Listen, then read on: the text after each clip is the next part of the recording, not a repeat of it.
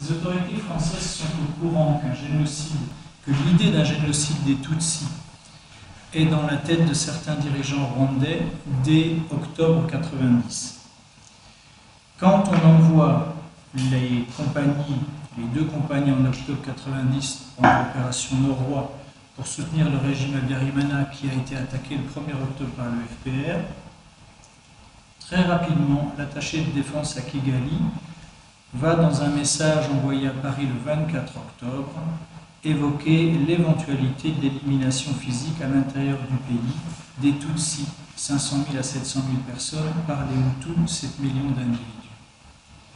L'ambassadeur Martre, ambassadeur de France à Kigali, témoignera en 1998 devant la mission d'information parlementaire que le génocide était prévisible dès la fin de l'année 90, sans toutefois qu'on puisse en imaginer l'ampleur et l'atrocité. Et Martre ajoute, certains Hutus avaient d'ailleurs eu l'audace d'y faire allusion. Le colonel Serubuga, chef d'état-major adjoint de l'armée rwandaise, s'était réjoui de l'attaque du FPR qui servirait de justification au massacre des Tutsis.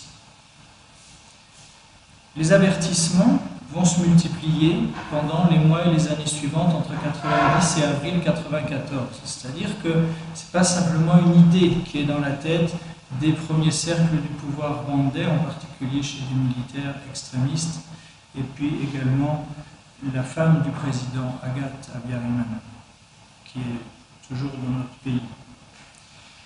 Il y a des massacres dès octobre 90, et puis en janvier-mars 91, les Bagogwe sont tués. En mars 92, des tueries ont lieu dans le Bugesera, dans la région de Kibuye, en août 92, dans le nord-ouest du pays, en décembre 92, janvier 93. Donc, en plus de ça, il y a des rapports internationaux qui dénoncent ce qui est en train de se passer dans le pays. Il y a une commission internationale d'enquête sur les violations des droits de l'homme qui va au Rwanda en janvier 93 et qui parle de génocide, qui s'interroge et qui dit les massacres sont organisés depuis le sommet du pouvoir. Ce rapport de cette commission dont faisait partie Jean Carbonard, qui était le président de Survie à l'époque, va amener la commission des droits de l'homme de l'ONU à envoyer sur place en avril 1993 un rapporteur spécial qui rendra son rapport au mois d'août suivant et qui lui aussi parlera de génocide, s'interrogeant sur le fait de savoir s'il y a bien un génocide qui est en cours. Malgré cette connaissance de la probabilité d'un génocide des Tutsis, les autorités françaises vont décider, elles, d'accorder un soutien intensif à l'armée rwandaise. Cette expression de soutien intensif, c'est celle des parlementaires dans leur rapport de 1998. On va livrer des armes, des munitions, former l'armée rwandaise, dont les effectifs vont décupler de 1990 à 1994.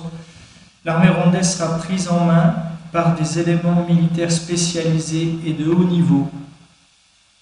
À un point, je cite le rapport des députés français, qui conduit un certain militaire français à considérer qu'à travers la mission d'assistance opérationnelle qu'il mène, il dirige et commande indirectement une armée, en l'occurrence celle d'un État étranger.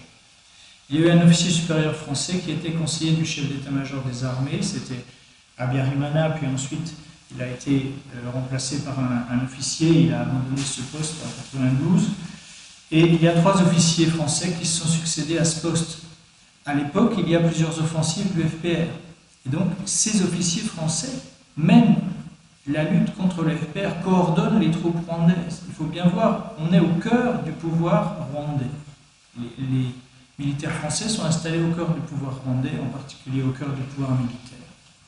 Les députés vont parler d'une présence française à la limite de l'engagement direct. Mais il y a des témoignages qui sont concordants et qui indiquent que des soldats français pilotaient des hélicoptères ou servaient des batteries de mortier qui tiraient sur les colonnes du FPR.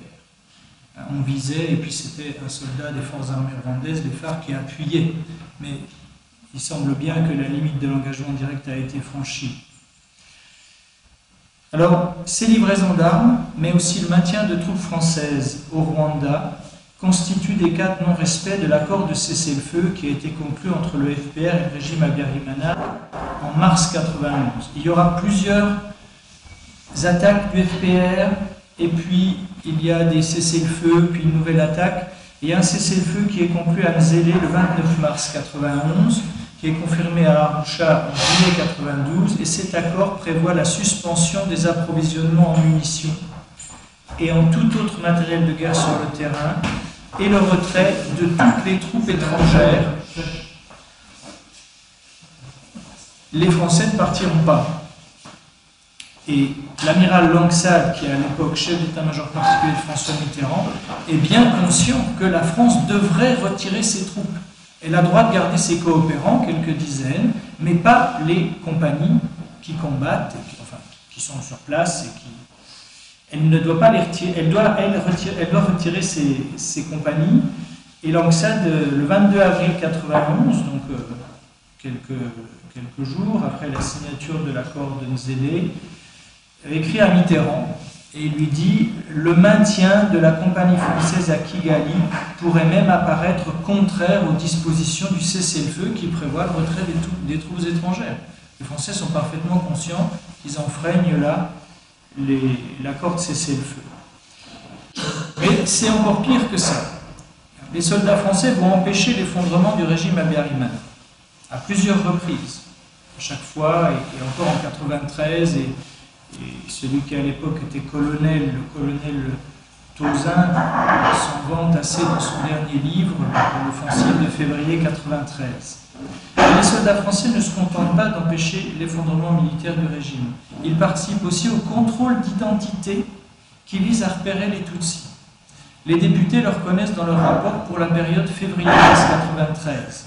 Mais il y a des témoignages qui indiquent que c'était tout au long de la présence française, depuis octobre 90 jusqu'au minimum décembre 93. Parce qu'on pourrait même, mais je connais ça mieux que moi, il y a certains témoignages qui parlent même en avril 94. Bon.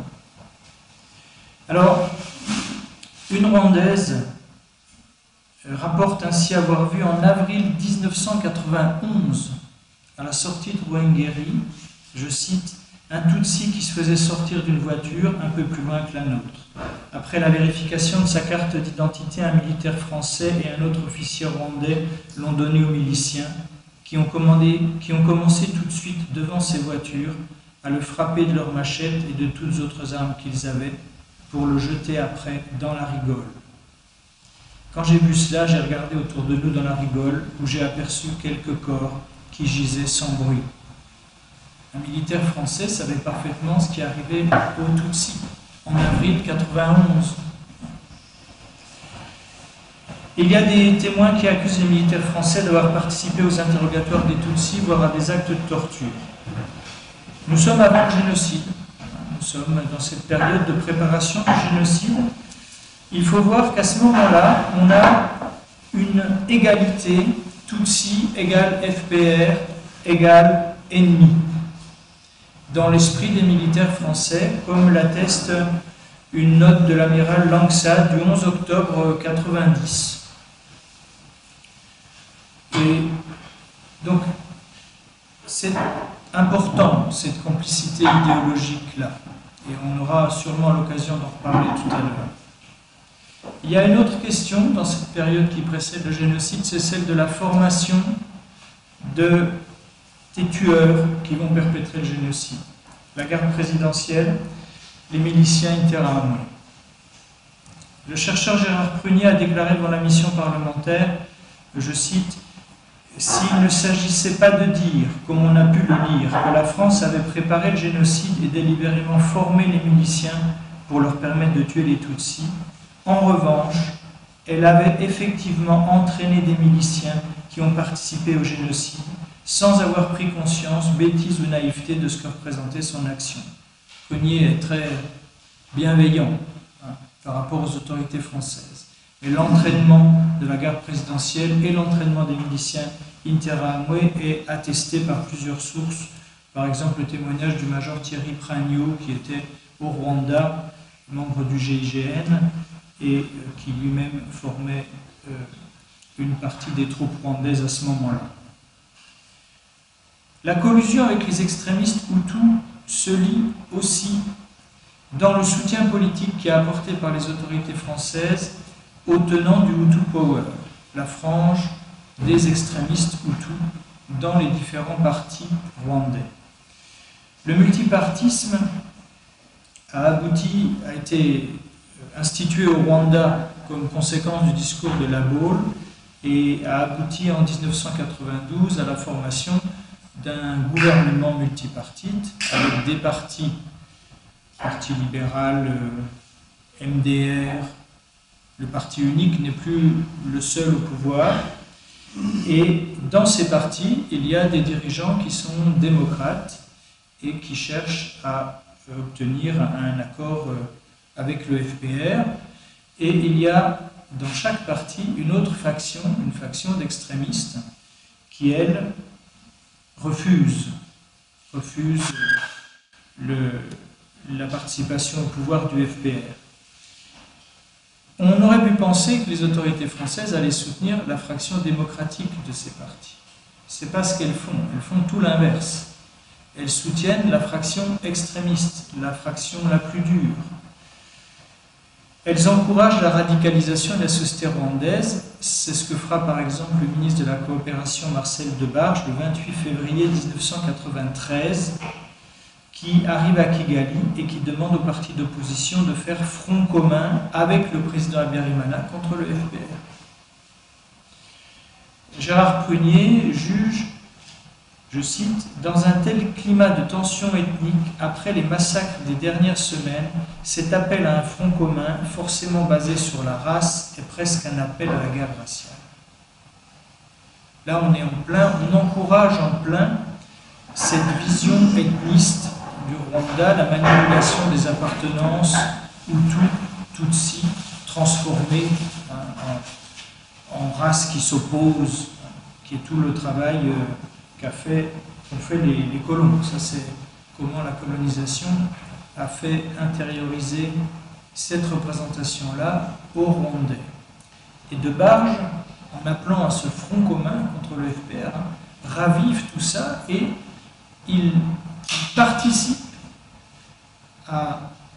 au fait que les partis rwandais qui ne sont pas ceux d'Habyarimana vont se briser en deux, se brisent en deux factions. Et la partie extrémiste de ces partis, plus le parti d'Habyarimana, forme ce qu'on appelle le Hutu Power. Donc au-delà du discours officiel, le discours officiel, c'est la France a toujours soutenu les accords de paix à Arusha. Or, elle était représentée par un obscur secrétaire d'ambassade en négociation. Le discours, c'est ça, c'est la France a toujours soutenu les accords de paix. Mais on voit bien que l'action des autorités françaises, tant au plan militaire qu'au plan politique, n'a pas été du tout de promouvoir la démocratisation du Rwanda et la paix avec le FPR, mais bien au contraire, de tenir à bout de bras un régime qui était en pleine dérive génocidaire, ce que savaient parfaitement les autorités françaises, comme les autorités d'ailleurs belges ou américaines, mais également les autorités onusiennes. Si les autorités françaises avaient dit à ce moment-là au président Habyarimana « Ce que vous avez en tête, c'est non, il n'y aurait pas eu de génocide ». Le soutien continue pendant le génocide. Le 6 avril 1994, l'avion du président Habyarimana est victime d'un attentat. La mort du chef de l'État rwandais, qui était devenu trop conciliant avec le FPR et l'opposition démocratique aux yeux des extrémistes du régime, la mort d'Habyarimana est le signal d'un coup d'État qui porte au pouvoir les extrémistes Hutus autour du colonel Bagosora. Ces extrémistes déclenchent le génocide des Tutsis qui était prémédité et planifié depuis de longs mois. Les autorités françaises, de leur côté, sont tout de suite conscientes du génocide qui commence. J'en veux pour preuve l'ordre d'opération d'Amaryllis. Amaryllis, c'est l'opération d'évacuation des Français et des ressortissants européens. Elle a lieu dans les jours qui suivent le début du génocide, du 9 au 14 avril, si je ne me trompe pas. Cet ordre d'opération, qui est daté du 8 avril, indique que la garde présidentielle procède depuis la veille dans la ville de Kigali à l'arrestation et l'élimination des opposants et des Tutsis. Donc les autorités françaises, le 8, savent qu'on est en train d'éliminer les Tutsis. La France, normalement, doit intervenir parce qu'elle est signataire de la Convention sur la répression des crimes de génocide. La France envoie des soldats qui n'interviendront pas. Au contraire, le colonel Poncet se félicitera d'avoir su tenir les journalistes éloignés des situations où les soldats français assistaient au massacre de Tutsis sans réagir. Dans sa note bilan de l'opération Amaryllis. Mais il y a pire encore, parce que les autorités françaises accueillent à l'ambassade de France à Kigali, à partir du 8 avril, les pires extrémistes hutus qui viennent se réfugier là. Je cite le témoignage d'un rescapé, Pierre Gakumba, devant la Commission des droits de l'homme des Nations Unies. Gakumba était lui-même à l'ambassade, il avait réussi à y entrer. Il dit « Tous les dignitaires du régime du président, dont les ministres et les députés du parti du président, la belle famille du président, le directeur de la radio-télévision L'Île des Mille Collines, la radio qui prêchait les massacres, tous ces gens connus pour leurs appels au massacre, ils étaient dans l'ambassade. Mais que craignaient ces dignitaires du régime, puisque je les voyais sortir à tout moment de l'ambassade avec leurs escortes de militaires pour circuler dans les quartiers en flammes. À leur retour, ils tenaient des réunions à l'ambassade pour parler de l'évolution de la situation et ils se plaisaient à dresser le bilan des victimes ou à regretter que telle ou telle personne n'ait pas encore été tuée ou que tel et tel quartier n'ait pas encore été nettoyé. Ils vantaient tout haut les résultats de leurs plans et les exploits des milices. C'est à l'ambassade de France, dans les jours qui suivent l'attentat du 6 avril, qu'ont lieu une partie des tractations qui aboutissent à la formation du gouvernement intérimaire rwandais, la couverture politique du génocide. L'ambassadeur de France, Jean-Michel Marlot, a participé à ces discussions. Alison Desforges dira, c'est comme si cet ambassadeur donnait une bénédiction à ce gouvernement, qui est composé uniquement d'extrémistes. Donc, la communauté internationale ne va pas non plus, dès le début du génocide, intervenir. Il faut bien voir que l'abandon du Rwanda, c'est un abandon général. Mais la France, elle, va faire plus, bien sûr. Elle va en particulier refuser d'évacuer le personnel Tutsi de l'ambassade et du centre culturel français, mais par contre emmener à Bangui, puis à Paris, une partie des VIP du régime Habyarimana, en particulier sa veuve Agathe Kanziga ou encore l'idéologue Fernand Nahimana. Et puis, dans les semaines qui suivent, la France va manifester son soutien au gouvernement intérimaire rwandais. Elle va en particulier recevoir à Paris, à l'Élysée, par Bruno Delay, le conseiller Afrique de Mitterrand, aussi à Matignon, où ce seront Édouard Balladur et Alain Juppé qui recevront le ministre des Affaires étrangères du gouvernement intérimaire rwandais et un idéologue extrémiste. Tous les deux ont été jugés par le tribunal pénal international pour le Rwanda. On rencontre aussi, donc c'est donner une légitimité à ce gouvernement intérimaire rwandais. La France est le seul pays occidental à le faire. Et puis, les responsables militaires rwandais, des forces armées rwandaises, sont reçus à Paris eux aussi. C'est un conseiller du chef d'état-major des forces armées rwandaises, le lieutenant-colonel Rwabalinda, qui est reçu du 9 au 13 mai 1994. Il faut imaginer, le génocide commence le 7 avril. Plus d'un mois après, il y a déjà plusieurs centaines de milliers de morts. Rwabalinda va à Paris. Il est reçu par Jean-Pierre Huchon, général chef de la mission militaire de coopération. Et on a le rapport de Rwabalinda, son rapport de mission. Donc on a un document écrit là-dessus, qui a été trouvé à Kigali et remis à Colette Breckman, la journaliste belge. Loin de signifier une quelconque désapprobation à l'officier rwandais qui vient le voir, le général Huchon insiste sur la nécessité urgente de retourner l'opinion internationale en faveur du gouvernement intérimaire rwandais, car cela conditionne d'autres opérations ultérieures de la part de la France. Le document écrit fait état des priorités qui ont été abordées. Je cite. Petit a, le soutien du Rwanda par la France sur le plan de la politique internationale.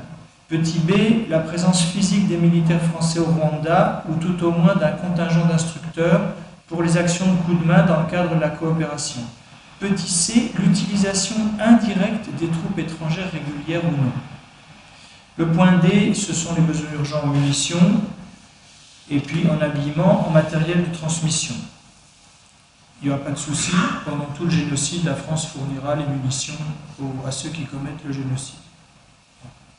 Par contre, les points B et C, sur la présence d'instructeurs français pour les actions de coup de main, ou une présence indirecte de troupes mercenaires envoyées par la France, ça pose une sacrée question.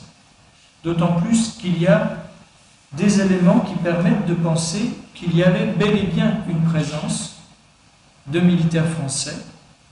Lafourcade, par exemple, le général Lafourcade, qui commandait l'opération turquoise,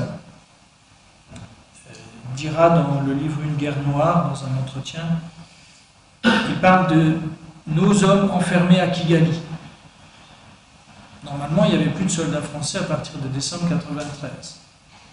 Mais ils étaient encore là, mais pas en tenue. Ça, c'est ce que raconte par exemple Colette Breckman. Ah oui, les Français, ils sont là, on les voit, pareil, mais ils ne sont pas en uniforme, ils sont en civil. Et puis il y a la question du rôle de Paul Baril, mais là-dessus, peut-être que Jacques en dira quelque chose s'il le souhaite tout à l'heure. Alors, la demande de munitions et de matériel militaire, ça, elle est satisfaite, elle sera ininterrompue, y compris après l'embargo décrété par les Nations Unies le 17 mai 1994.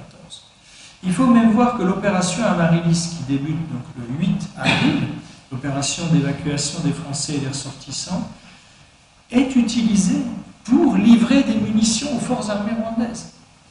C'est le témoignage des officiers des Nations Unies qui étaient à l'aéroport de Kigali, les subordonnés du colonel belge Luc Marchal, et qui disent « Des caisses de munitions de mortiers ont été débarquées dans la nuit du 8 au 9 avril 1994 d'un des 3 avions militaires français ayant atterri cette nuit-là à Kigali. » Et ce qui est ajouté par les témoins, qui sont donc des militaires de l'ONU, c'est que visiblement, ce déchargement était un déchargement concerté. Ça s'est fait en parfaite synchronisation entre les militaires français qui ont atterri et puis les militaires rwandais qui sont venus immédiatement décharger les caisses. Jusqu'en juillet 1994, donc, il y aura des livraisons d'armes. Et le directeur du service financier du ministère rwandais de la Défense, le lieutenant-colonel Kayumba, en fera état dans une lettre qui est versée aux annexes du rapport de la mission parlementaire de 1998, parce qu'il est accusé, Kayumba, il est accusé par il écrit la lettre à l'automne 1994. Hein, donc le génocide est terminé depuis juillet, les génocidaires se sont réfugiés au Zaïre. Et Kayumba est accusé d'avoir détourné de l'argent. Alors il fait une grande lettre en défense. Il dit, mais non, pas du tout. Voilà, il y a eu 6 livraisons d'armes, à telle date, à telle date, à tel endroit. C'est passionnant parce que la lettre, on l'a. C'est grâce à Patrick de Saint-Exupéry. Donc après, vous... Et la dernière livraison a lieu à Goma le 18 juillet. Goma, donc au Zaïre. L'aéroport de Goma est tenu par l'armée française. Alors on comprend avec tout ça que quand se profile la perspective d'une défaite militaire face aux troupes du FPR, les plus hautes autorités du gouvernement génocidaire décident de se tourner vers François Mitterrand pour obtenir une fois de plus le soutien de la France. Le 22 mai 1994, le président rwandais par intérim, Théodore Sindikubwabo, écrit à Mitterrand, je cite, « Le peuple rwandais vous exprime ses sentiments de gratitude gratitude pour le soutien moral, diplomatique et matériel que vous lui avez assuré depuis 1990 jusqu'à ce jour. En son nom, je fais encore une fois appel à votre généreuse compréhension et à celle du peuple français, en vous priant de nous fournir encore une fois votre appui, tant matériel que diplomatique. Sidi Kouboago, c'est lui qui a exhorté au massacre des Tutsis à Boutaré un mois plus tôt, le 19 avril. Il termine sa lettre à Mitterrand par ces mots: « C'est dans l'espoir que vous nous manifesterez votre habituelle compréhension. » Le génocide est en cours depuis 1 mois et demi. À ce moment-là, la plupart des Tutsis ont été tués. Au moins 80% d'entre eux. Peut-être 90%. Et le chef d'un État génocidaire peut écrire à Mitterrand en invoquant l'habituelle compréhension que celui-ci lui a témoignée jusqu'à présent. Alors évidemment, la France va répondre positivement. Et c'est la troisième partie de mon exposé. Le soutien se poursuit pendant Turquoise. C'est au Conseil des ministres du 14 juin 1994 que le président Mitterrand annonce que la France va intervenir au Rwanda. Le carnage dure déjà depuis 2 mois, dans l'indifférence des autorités françaises, qui n'ont fait aucune pression sur les autorités rwandaises en train de perpétrer un génocide, et qui auraient pu, envoyant des troupes du 9 au 14 avril, avec les Italiens et puis les Belges, à ce moment-là, arrêter le génocide, avec les troupes de l'ONU qui étaient présentes. C'était possible à ce moment-là, de tuer le génocide dans l'œuf. Les Français n'ont pas du tout voulu. 2 mois après, c'est urgent. Mitterrand dit c'est une question de jours, d'heures. C'est urgent. Alors, est-ce qu'il s'agit de restaurer l'image de la France qui commence à être sérieusement écornée par ses relations avec le gouvernement intérimaire rwandais? Et il s'agit plutôt de venir en aide une fois de plus à nos alliés en difficulté. Alors, selon Gérard Prunier, qui participa à la cellule de crise chargée de préparer l'opération Turquoise, Prunier était à l'époque membre du secrétariat international du PS. Mais bon connaisseur de l'Afrique des Grands Lacs et du FPR, on lui a demandé de travailler auprès de Léotard. Prunier dit, je cite, « Le facteur décisif pour le président Mitterrand est une déclaration du président Nelson Mandela le 13 juin au sommet de l'Organisation de l'Unité africaine à Tunis. Mandela dit, il faut qu'on intervienne, il faut faire quelque chose au Rwanda. » Je continue à citer Prunier. À Paris, la déclaration de Mandela fait l'effet d'une sonnerie de clairon. Une fois encore, un représentant du monde anglo-saxon dit ouvertement qu'il est sur le point d'intervenir au Rwanda, pays francophone. Il faudra reprendre ce point tout à l'heure dans la discussion. Pourquoi les autorités françaises ont agi comme elles ont agi? Et cette histoire-là le front anglophone. Le Rwanda, on est là à la limite du front anglophone. C'est un point qui est à discuter en profondeur. Alors les autorités françaises, elles se hâtent de mettre sur pied une intervention et d'obtenir la bénédiction des Nations Unies. Selon Patrick de Saint-Exupéry, qui a énormément travaillé dans son livre L'Inavouable, reparu il y a 2 ans sous le titre Complices de l'Inavouable, 2 lignes se sont affrontées au sommet de l'État français. On est en période de cohabitation, Édouard Balladur est Premier ministre, Mitterrand est à l'Élysée. Balladur ne partage pas, semble-t-il, l'enthousiasme de Mitterrand. Il est un peu plus modéré. Probablement que Jacques ne serait pas d'accord avec ça. Et moi, plus je réfléchis, plus je me dis que non, Balladur n'était pas si modéré que ça. Mais enfin, je cite donc ce que dit Syntex d'après les informations qu'il a récupérées. Il a récupéré beaucoup d'informations de première main, notamment dans les milieux militaires, ce qui est très intéressant. Et donc, son travail est indispensable de ce côté-là. Bon, Balladur est quand même plus réticent, et il écrit à Mitterrand. Il écrit quand même. Devant l'histoire, il prend date. Et le 21 juin, Balladur pose des conditions strictes à l'engagement français. En particulier, je cite, la limitation des opérations et des actions humanitaires. Mettre à l'abri des enfants, des malades, des populations terrorisées. En 1998, devant la mission d'information parlementaire, Balladur dira, je cite, « Il n'était pas question aux yeux du président Mitterrand de châtier les auteurs hutus du génocide et il n'était pas question aux miens de permettre à ceux-ci d'aller se mettre à l'abri au Zaïre. » On voit bien quelle ligne a triomphé. Je pense que vous avez la réponse. Ils sont allés au Zaïre. Mitterrand, lui, il ne s'agissait pas seulement pour lui de ne pas châtier les auteurs du génocide. Il s'agissait d'aller combattre le FPR à leur côté, comme les troupes françaises l'avaient déjà fait à plusieurs reprises depuis 1990, en sauvant à chaque fois l'armée rwandaise de la déroute face aux troupes du FPR. Turquoise a donc été conçue pour être une opération militaire sous couvert d'humanitaire.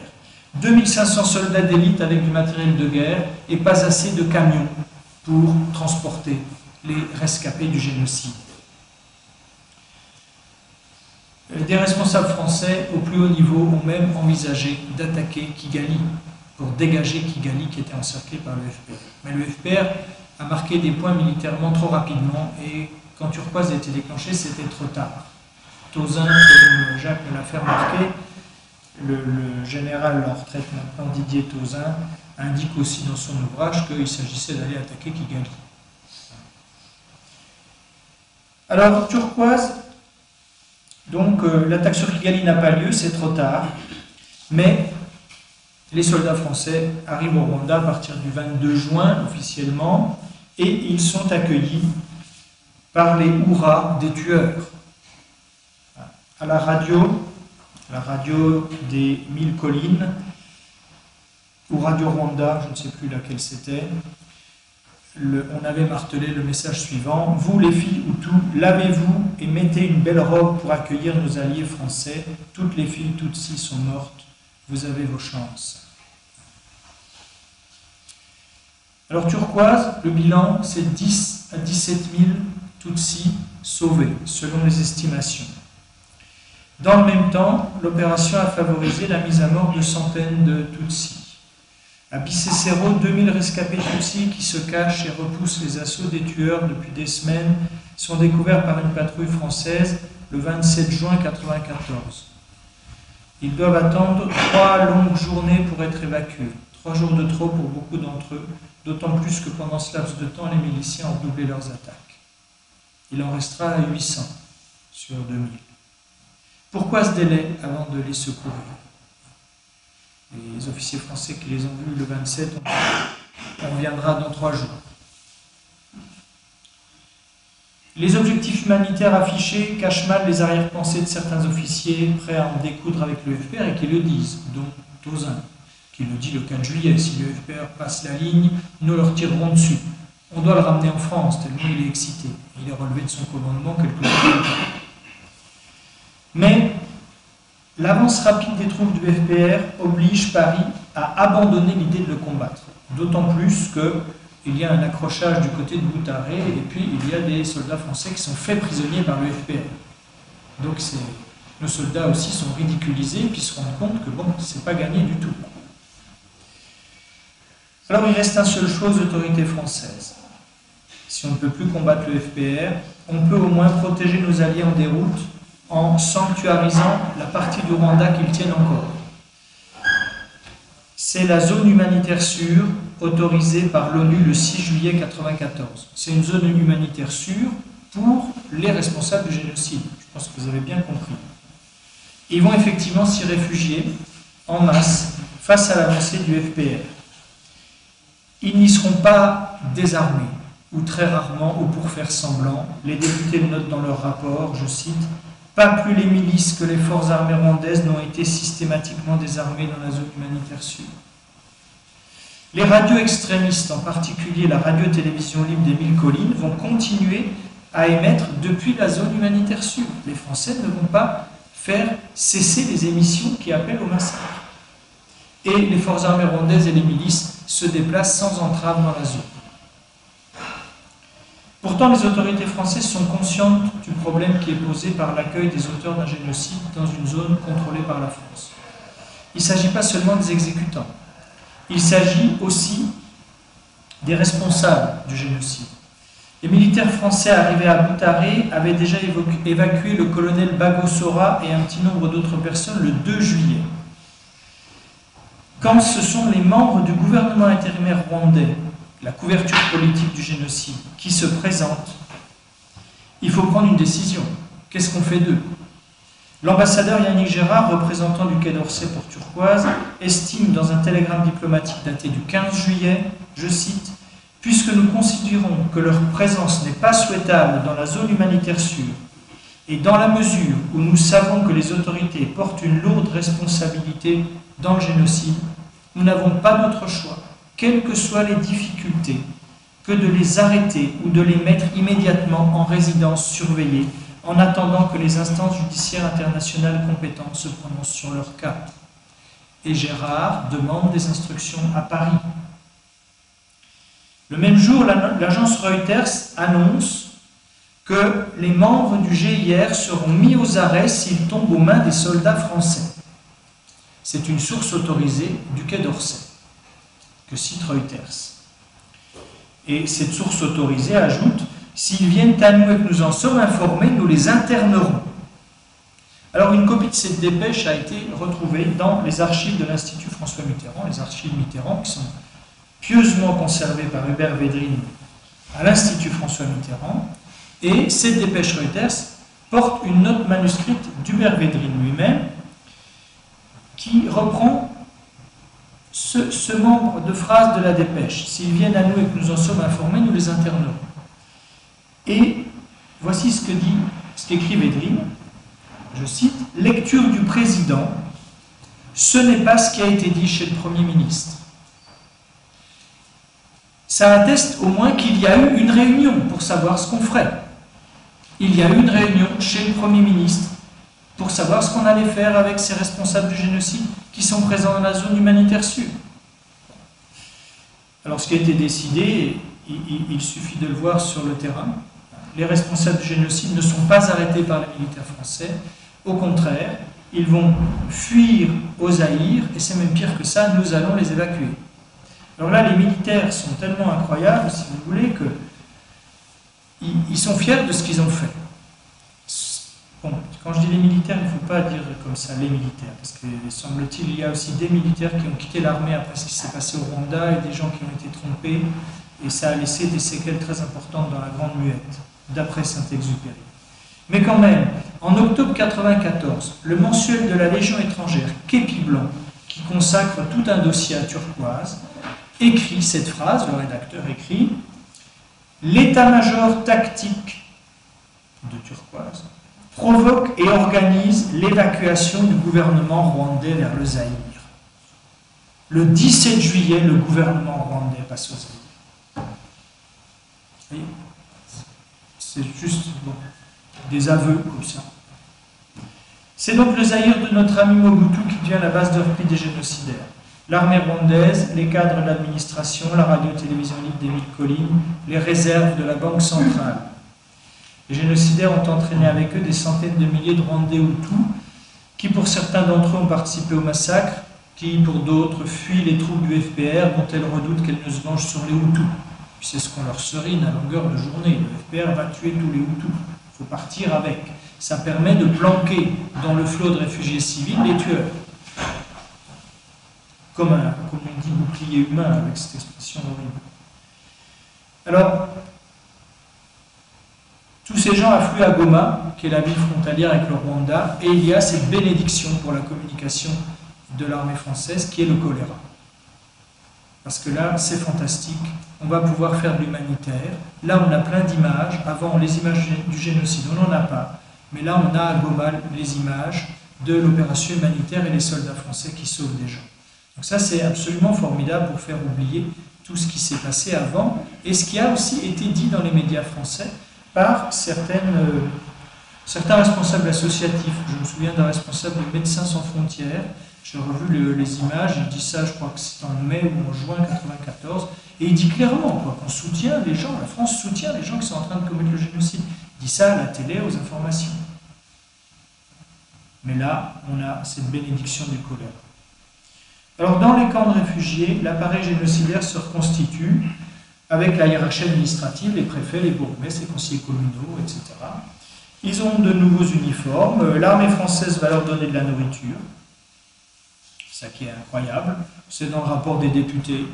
Je cite, « Les officiers de Turquoise ont remis le 21 juillet 1994 10 tonnes de nourriture aux forces armées rwandaises dans la région de Goma. » 21 juillet, hein, 21 juillet. On sait qu'ils ont commis un génocide, on sait ce qu'ils ont fait, mais c'est toujours nos alliés. Alors, il y a d'autres contacts qui ont lieu encore en 94 et 95, mais j'ai déjà dépassé mon temps, je pense, donc s'il y a des questions, on pourra donner des détails là-dessus. Mais il faut bien voir que la fuite des génocidaires au Zaïre, orchestrée par les Français, est à la racine de la tragédie congolaise, qui a fait plusieurs millions de victimes. C'est ce qu'écrivent les éminentes personnalités, il s'agissait d'anciens hommes politiques ou juristes de premier plan de 5 pays différents, je crois, ou 7, qui, pour l'Organisation de l'Unité africaine, ont écrit un rapport paru en 2000 sous le titre français « Le génocide qu'on pouvait éviter ». Et ces éminentes personnalités, auteurs du rapport, écrivent, je cite, « On peut difficilement sous-estimer les conséquences de la politique française. La fuite des génocidaires au Zaïre engendra, ce qui était presque inévitable, une nouvelle étape plus complexe de la tragédie rwandaise et la transforma en un conflit qui embrasa rapidement toute l'Afrique centrale. » Fin de citation. De même qu'on peut affirmer que la France pouvait, entre 1990 et avril 1994, empêcher le génocide en retirant son soutien au régime Habyarimana, elle pouvait, en arrêtant ses auteurs à l'été 1994, prévenir l'explosion de l'Afrique des Grands. Ce n'est pas ce qu'ont choisi les autorités françaises, et c'est la deuxième fois au XXe siècle qu'elles rendent notre pays complice de génocide. Je vous remercie.